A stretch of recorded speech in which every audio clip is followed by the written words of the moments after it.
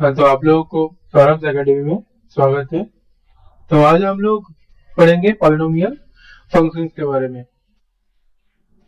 ये हम लोगों का जो पॉलिनोमियल सीरीज होगा कि प्लेलिस्ट हम लोग बनाएंगे, उसमें पार्ट 1 पार्ट 2 करके सारे टॉपिक्स हम लोग पॉलिनोमियल को कवर करेंगे वन बाय वन।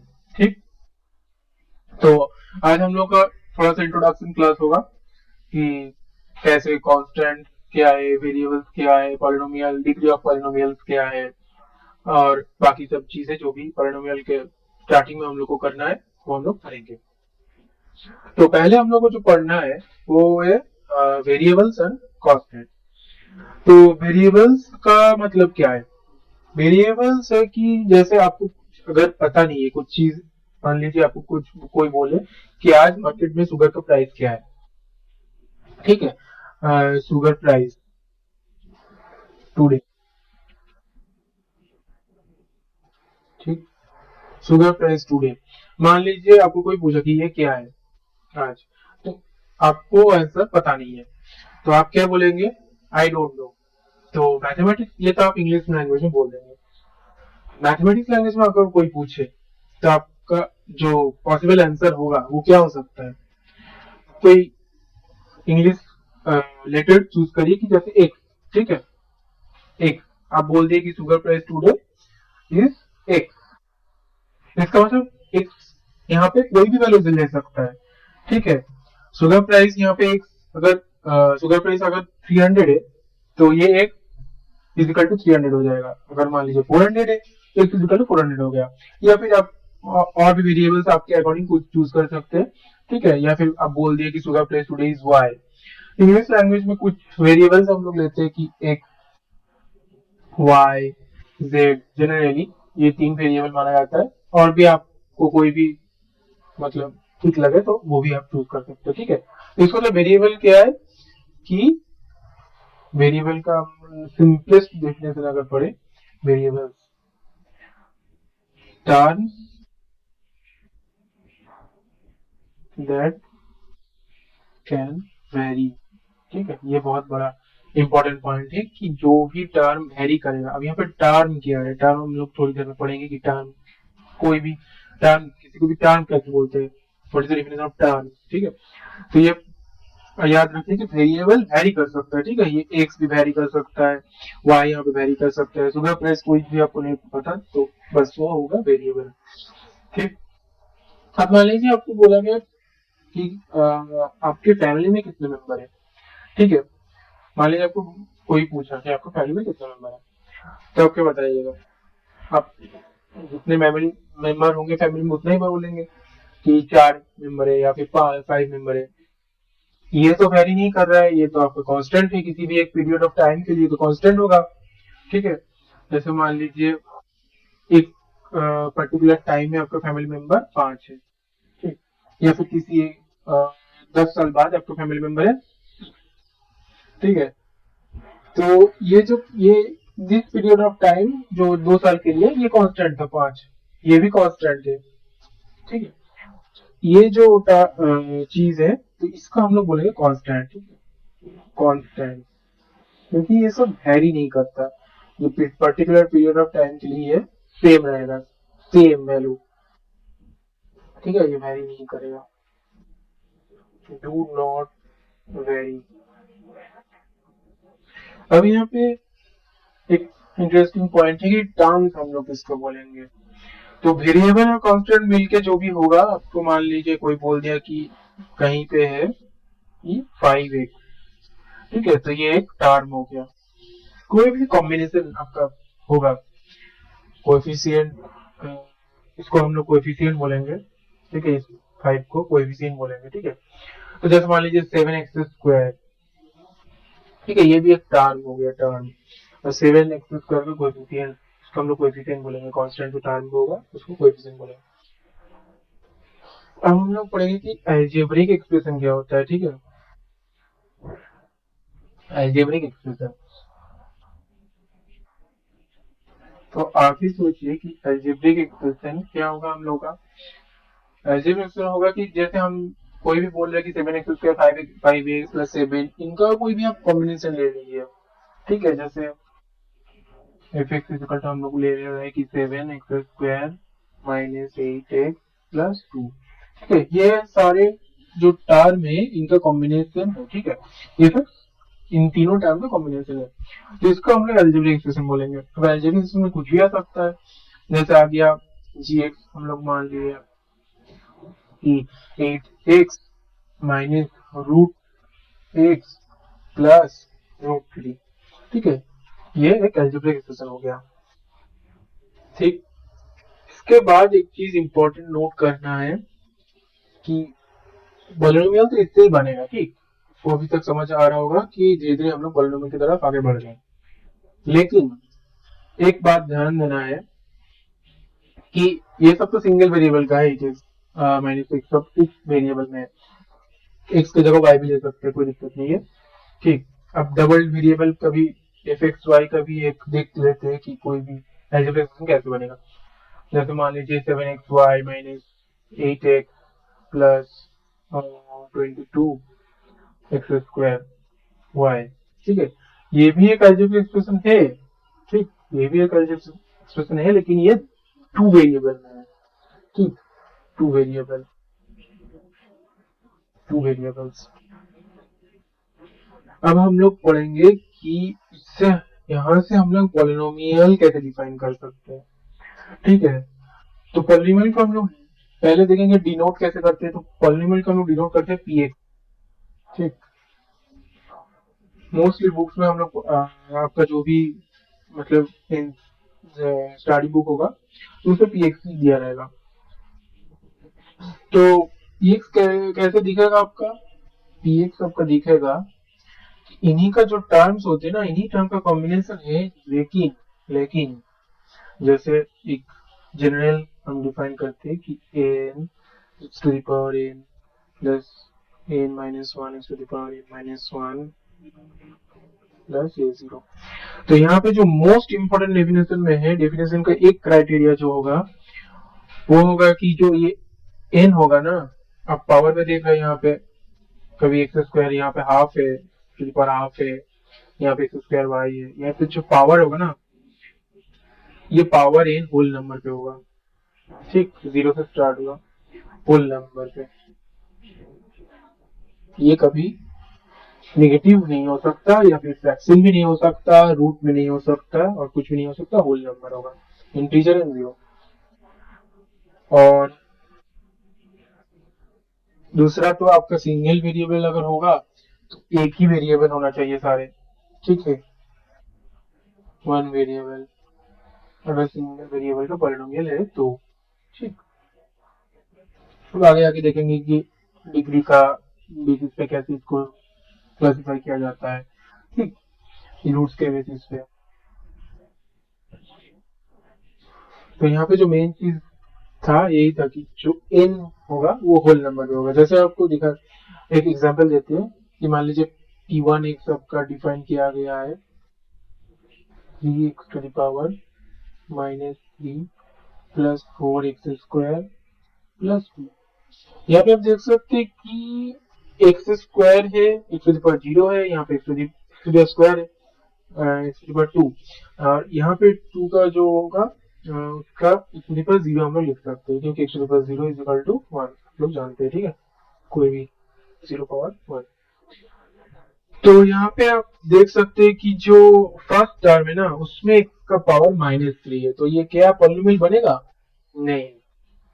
अब देख सकते हैं पॉलिनोमियल इसलिए नहीं बनेगा क्योंकि किसी भी पावर में अगर नेगेटिव नंबर है या फ्रैक्शन है तो ये नहीं बनेगा। ठीक है, सारे उस पॉलिनोमियल में जो सारे का टर्म होगा ना उसमें सारे भी होल नंबर पावर में होना चाहिए। ठीक है, तो ये जो टर्म है इसके वजह से ये पॉलिनोमियल नॉट अ पॉलिनोमियल। ठीक, नॉट अ पॉलिनोमियल। अब देखते हैं कि हम लोग डिग्री ऑफ पॉलिनोमियल क्या होता है। यहाँ पे देख सकते हैं कि √x 3/x ये सब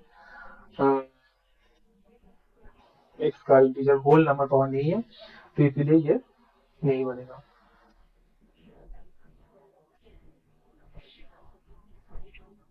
ठीक, डिग्री क्या होता है? अब मान लीजिए कोई आपको पी एक्स दिया हुआ है 7x⁷ plus 8x⁶ plus 10x⁻² plus 5। यहाँ पे डिग्री क्या होगा पॉलिनोमियल का? ये 7 है, ठीक है। तो इसका डिग्री हो जाएगा 7।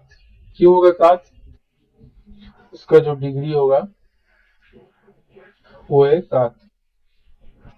तो इसका मेन रीजन है कि डिग्री जो डिफाइन है ना वो होता है हाईएस्ट पावर ऑफ एक फिनिट एक्सप्रेशन। मतलब पीक्स का जो एक्सप्रेशन होगा, आपका जो पूरा एक्सप्रेशन होगा, जैसे यहाँ पे 7x⁷ प्लस 8x पूरा जो एक्सप्रेशन होगा उसमें एक्स का जो हाईएस्ट पावर होगा, ठीक है, ये याद रखिए, एक्स का जो हाईएस्ट पावर है, हाईएस्ट, ठीक है, लार्जेस्ट जो भी आप बोलिए, लार्जेस्ट जो पावर होगा उसको आप लोग डिग्री बोलेंगे, ठीक। इसका हाईएस्ट पावर, एक्स का हाईएस्ट पावर लाया लार्जेस्ट। तो यहाँ पे 7x⁷ प्लस ये जो एक्सप्रेशन था इसमें जो हाईएस्ट पावर था 7, तो इसलिए इसका डिग्री 7। अब इसमें कुछ हम लोग जीरो पॉलिनोमियल को क्या बोलते हैं ये कुछ डिफाइन किया गया है। तो जैसे अगर मान लीजिए पी एक्स हो गया, पी एक्स कोई ऐसा फंक्शन है कि एक्स प्लस 7, तो जिसमें मतलब एक्स का जो लार्जेस्ट पावर है 1 है, तो ऐसे जो पॉलिनोमियल्स होते हैं उसको लीनियर बोला जाता है, ठीक है, लीनियर, ठीक है। अब पी एक्स का जो कोई भी एक्सप्रेशन है जैसे x² माइनस प्लस 9, तो यहाँ पे जो एक्स का हाईएस्ट पावर है, यहाँ पे एक्स का टर्म भी डाल दे सकते हैं, तो इसमें जो हाईएस्ट पावर होगा एक्स का तो वो है हम लोग के पास 2, ठीक। तो इसलिए इनको ऐसे जो फंक्शंस होते हैं तो उसको हम लोग बोलते हैं क्वाड्रेटिक, ठीक। अब आते हैं कि एक्स का जो हाईएस्ट पावर है वो मान लीजिए एक्स टू दी, आपको ऐसे दिया गया, मान लीजिए x² plus x minus x³ plus 7। ऐसा नहीं है कि आपका जो हाईएस्ट पावर होगा हमेशा 5 में ही होगा, इसलिए मैं एग्जांपल दिया कि बाद में भी हो सकता है। तो इसमें जो लार्जेस्ट पावर है इसका वो 3 है, ठीक है। तो इसीलिए ऐसे जो टर्म होता है जहाँ पे डिग्री जिनका है 3, डिग्री ऑफ पॉलिनोमियल 3 होगा, तो वो सब पॉलिनोमियल का हम लोग क्या बोलते हैं? Cubic, cubic polynomial. अब पी एक्स का मान लीजिए कोई भी ऐसा दिया है, ठीक है, आप समझ ही गए होंगे कि x⁴ समथिंग, ठीक है, मतलब डिग्री 4 है आपका, तो उस टाइम पे क्या बोलेंगे? बाई क्वाड्रेटिक, ठीक है, बाई क्वाड्रेटिक। अब यहाँ पे एक चीज बहुत इंपॉर्टेंट है, ये बहुत लोग मिस्टेक करते हैं, कंफ्यूज भी हो जाते हैं। पी एक्स आपका दिया हुआ है 0, इसमें आप बोल सकते हैं कि डिग्री हम क्या बोलेंगे? यहाँ पे तो एक्स का टार भी नहीं है, तो degree of P x is 0। तो ऐसा नहीं है, यहाँ पे आपको याद रखना है कि पी एक्स का जो डिग्री होगा ना ये अनडिफाइंड है, यहाँ पे 0 मत लिख दीजिएगा आप लोग, ये अनडिफाइंड होता है, याद रखिएगा, बहुत इंपॉर्टेंट पॉइंट है।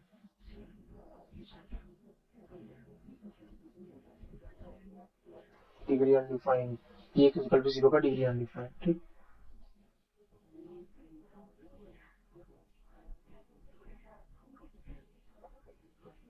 तो यहाँ पे हम लोग थोड़ा ग्राफ एनालाइज करेंगे कि पॉलिनोमियल फंक्शन का ग्राफ कैसे है। तो लीनियर हम अभी पढ़े कि लीनियर भी एक पॉलिनोमियल फंक्शन ही है, ठीक है। अगर सिंगल वेरिएबल में हो तो लीनियर एक पॉलिनोमियल फंक्शन। जैसे आपको पी एक्स दिया हुआ है यहाँ पे 2x प्लस 1, ठीक, 2x प्लस 1 दिया है।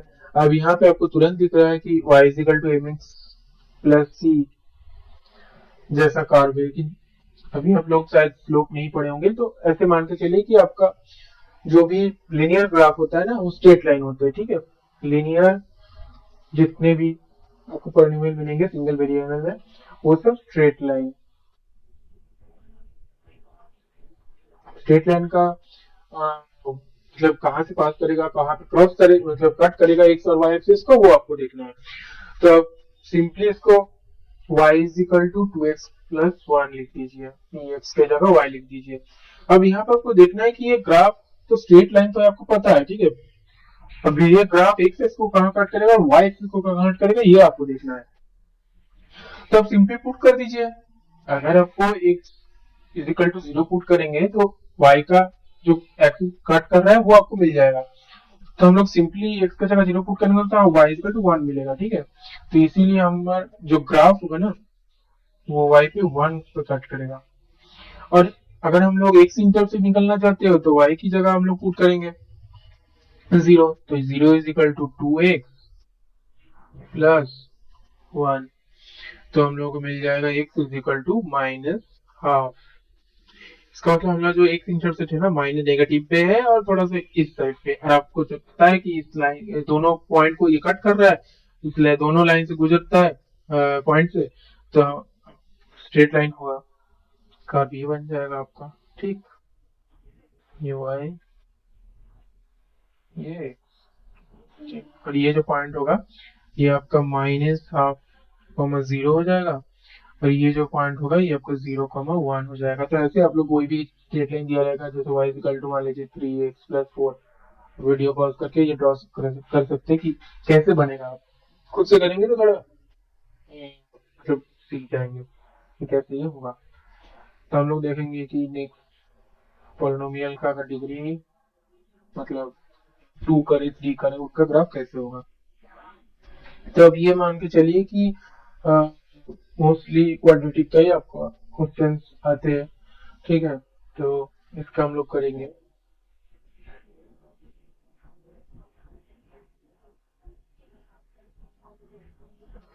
तो एक्सेस अगर आप y is equal to x square का कुछ पॉइंट्स लेंगे ना तो आपको थोड़ा क्लियर होगा। जैसे y is equal to 0 put करिए, x इज इक्वल टू 0, तो क्या होगा y is equal to 0। x is equal to 1 put करिए तो x is equal to 1, x is equal to 0। तो हम लोग को क्या मिलेगा y is equal to 1। x is equal to minus 1 पे क्या मिलेगा minus 1। y is equal to फिर से 1। x इज इक्वल टू 2 पे क्या मिलेगा y is equal to 4। x is equal to minus 2 पे क्या मिलेगा y इज इक्वल टू फिर से 4, ठीक। तो आप देख सकते हैं कि इधर कितना जा रहा है 0, 1 और 2 पे हमारा y का वैल्यू 0, ठीक है, y का वैल्यू 0। उसके बाद हम लोग का हुआ 1, ठीक है, यहाँ पे कहीं 1। फिर से हम लोगों का हो रहा है फिजिकली 2 पे 4। अपोजिट में भी सिमेट्री है, तो देख सकते हैं यहाँ पे 2 1, यहाँ पे 4। इसका मतलब आपका ग्राफ कैसे बन रहा है, इधर आपको दोनों पॉइंट ज्वाइन करके इधर ऊपर चला जाएगा ऐसे। तो ये एक्चुअली एक फेमस फंक्शन का ग्राफ है y equal to a x square. अब बाद में आपका जब 11th 12 में ये आप पढ़िएगा कि ये y is equal to x square जो है ना ये पैराबोला का ग्राफ है। पैराबोला पैराबोला बना रहता है। पैराबोला का अगर y का a का नेगेटिव हो गया, a अगर नेगेटिव हो गया तो ग्राफ ऐसे घूम जाएगा। या फिर x equal to y square भी होता है, वो तो हॉरिजॉन्टल पैराबोला होता है, ये वर्टिकल पैराबोला, ठीक। वर्टिकल पैराबोला याद रखिएगा, बाद में हमको मिलेगा। अब इनका कुछ देखते हैं कि अगर ये कांस्टेंट हम लोगों का थोड़ा सा इंक्रीज कर दिया जाए, ठीक है, यहाँ पे कांस्टेंट इंक्रीज हो रहा है तो कैसा फंक्शन बिहेव करेगा। आप देख सकते हैं कि अगर मान लीजिए यहाँ पे कोई point x is equal to 1, 2 पे क्या होगा 4, तो वही अगर 2x स्क्वायर तो क्या होगा 2 से मल्टीप्लाई होता है 4 8, बस कुछ नहीं, ये फंक्शन इंक्रीज हो गया। तो ऐसे ही थोड़ा सा ऊपर ऊपर श्रिंक होता जाएगा ग्राफ, ठीक।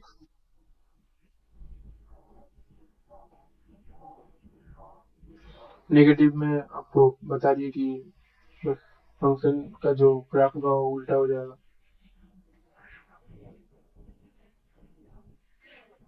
यहाँ पे कुछ फंक्शंस का वैल्यूज हम लोग पुट करके देखेंगे। जैसे आपका मेन जो इस टेबल पे दिखना है ना वो है सिमेट्री।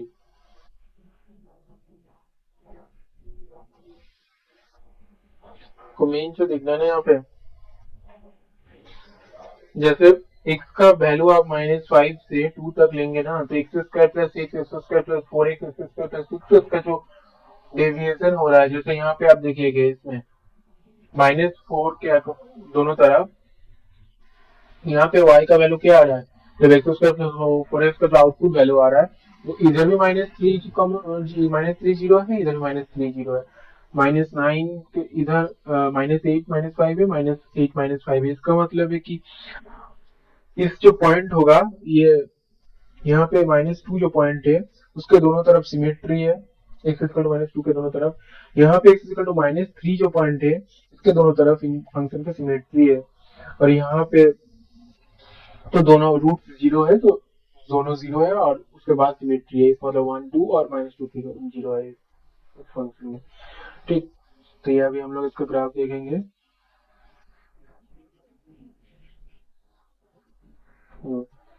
देखिए,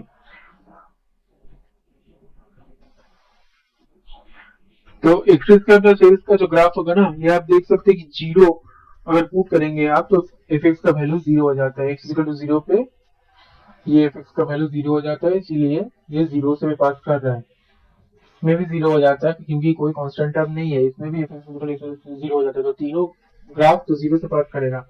लेकिन इसका जो सिमेट्री है, पिछले जो स्लाइड्स में हम लोग देखे, इसका जो सिमेट्री था इस पॉइंट के अकॉर्डिंग था, यहाँ पे जो सिमेट्री है इस पॉइंट के अकॉर्डिंग था। ठीक है, अभी हम लोग देखें, देखिए लास्ट दो ग्राफ -4 और -9 के अकॉर्डिंग सिमेट्री है, और ऊपर 0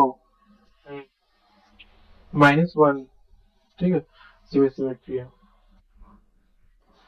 ठीक, माइनस का वाई की तरफ सिमेट्री है। तो बस कुछ नहीं, फंक्शन का ग्राफ तो वही होगा, सेम पैराबोला टाइप का। बस आपको देखना है कि कहाँ से क्रॉस कर रहे हैं, कहाँ वैल्यू पुट करने की, एक्स इंटरसेक्ट वाई इंटरसेक्ट कहाँ है। ठीक,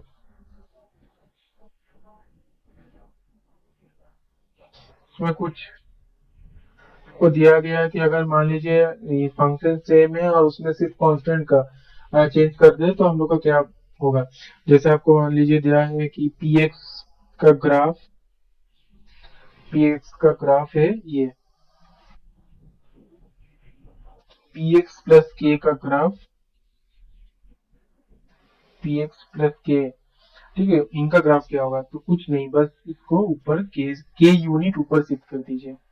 ठीक है, के यूनिट ऊपर शिफ्ट कर दीजिए तो वो पी एक्स प्लस के मिल जाएगा, वही आप उसमें देख सकते हैं।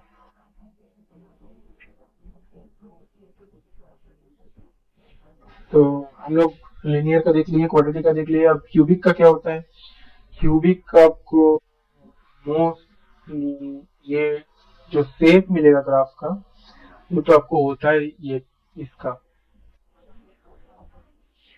अब यहाँ पे जो रूट्स होगा उनका, उसके अकॉर्डिंग ये थोड़ा सा शेप बदलता है, और इंक्रीजिंग डिक्रीजिंग, मतलब इंफिनिटी प्लस इंफिनिटी में इसका क्या सीन है कि इंक्रीजिंग है कि डिक्रीजिंग है, उसके अकॉर्डिंग ये ग्राफ और भी शेप्स लेते हैं, जैसे ऐसे टाइप का हो गया मान लीजिए।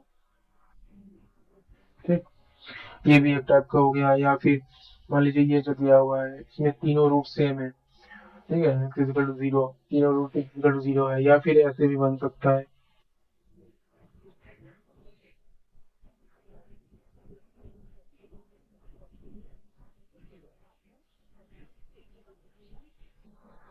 यहाँ पे एक रूट डिफरेंट है और बाकी दोनों रूट सेम है।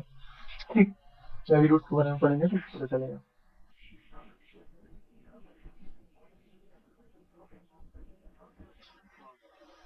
तो मान लीजिए आपको बोल दिया कि पी एक्स का जो रूट है ना, रूट एक्चुअली होता क्या, रूट्स होता है कि जहां पे पी एक्स का वैनिश करेगा, ठीक है, p x is equal to zero हो जाएगा फॉर दोज वैल्यूज, ठीक है, इसका जिस जिस वैल्यू के लिए p x equal to zero हो जाएगा वो सब रूट्स है, या फिर जीरोज भी बोलते हैं, जीरोज। ठीक, तो जैसे आपको दिया है कि पी एक्स का रूट मान लीजिए ए और बी है, पी एक्स का रूट मान लीजिए ए और बी है, इसका मतलब क्या है कि पी एक्स ए और बी वैल्यू को मैनेज कर रहे हैं, इसका मतलब p a is equal to zero, p b equal to zero. तो मतलब क्या है, पी एक्स का जो फैक्टर्स है ना उसमें कहीं ना कहीं एक्स माइनस ए और एक्स माइनस बी होगा ही होगा, और आपका प्रूफ करके देखिएगा कि ये दोनों ही होगा, अगर रूट्स और कोई नहीं है तो यही फैक्टर्स होंगे और कोई फैक्टर्स नहीं होगा। ठीक है, पी एक्स हो जाएगा हम लोग का कोई भी constant multiple of x minus a और एक्स माइनस बी। ठीक है, क्योंकि यहाँ पे आप ए पुट करेंगे तो ये भी जीरो हो जाएगा, पी बी पुट करेंगे तो वो भी जीरो हो जाएगा। ठीक है, तो मतलब रूट ए और बी हो जाएगा। और कांस्टेंट इसलिए है कि आपको तो फंक्शन नहीं बोला गया कि एक्चुअल जो कोएफिशिएंट है वो क्या है, बस आपको रूट्स दिया गया है तो आपको पी एक्स को ऐसे लिखना है अगर रूट्स दिया गया है। ठीक है, इसका हम लोग पढ़ेंगे कि मल्टीप्लिसिटी क्या होता है। ठीक है, अब मान लीजिए आपको बोला गया कि x इज इक्वल टू 3 जो है ये फंक्शन का रूट से, लेकिन इसका मल्टीप्लिसिटी 2 है। इसका मतलब क्या है? तो इसका मतलब हम लोग जो p x is equal to x minus 3 लिख रहे थे, ठीक है, फैक्टर एक लिख रहे थे constant multiple of x minus 3। अभी ये एक्स माइनस 3 का जो फैक्टर होगा ये 2 बार आएगा। ठीक है, क्योंकि इसका मल्टीप्लिसिटी 2 है, मतलब 2 बार इसका रूट है। रूट्स इज इक्वल टू 3,3 लिखना चाहिए। ठीक है, ऐसे ऐसे मत लिख दीजिएगा कि एक मेरे 3 रूट है को देख लिया रूट इज इक्वल टू 3। ऐसा नहीं है, रूट अगर 3 है इसका मतलब 2 बार आ रहा है कोई फैक्टर, इसका मतलब उसका रूट भी 2 बार आ रहा है। ठीक है, जैसे मान लीजिए कोई आपको पी एक्स दिया गया है x minus 3 6 x minus 2 5 x minus 1 10।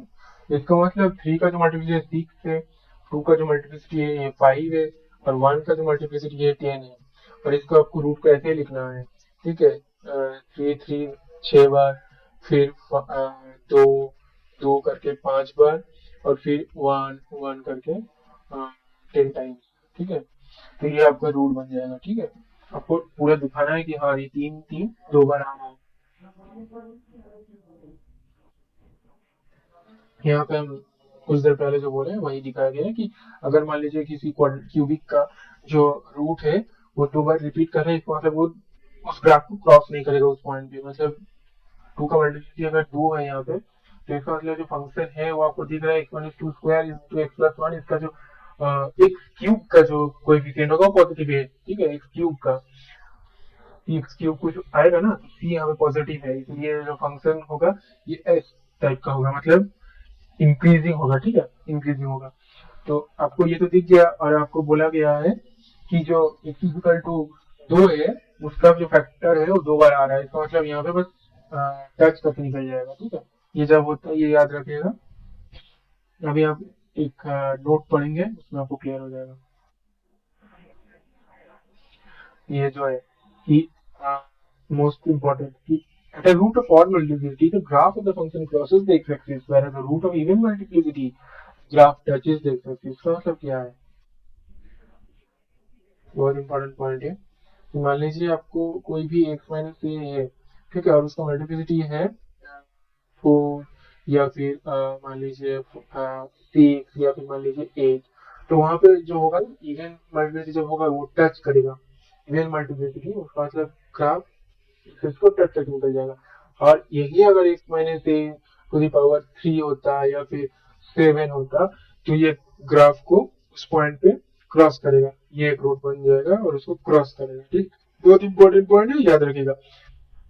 अब ये तो नॉर्मल बात है कि अगर एक minus a is equal to एक रूट है तो एक माइनस ए की पावर में से फैक्टर होगा, x minus a plus 1 is not a factor, तो हम लोग उसका मल्टीप्लिसिटी ए बोलते हैं। और number a is the root of the polynomial function f is equal to a is f is equal if f is equal to 0, f is equal to 0 these are constant, if f is a factor of x root के लिए याद रखिएगा।